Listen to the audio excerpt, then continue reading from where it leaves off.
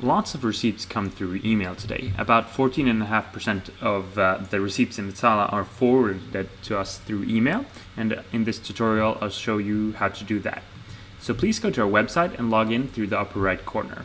Once you've logged in, navigate to the upper right corner and click this profile icon.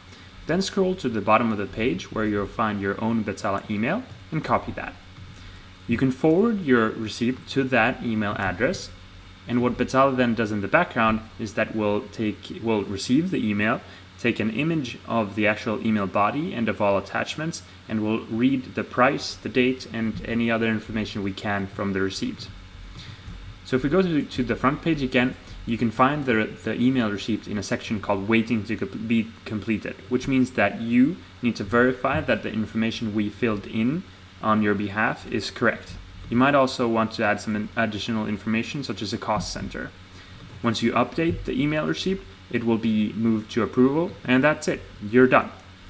Thank you for watching.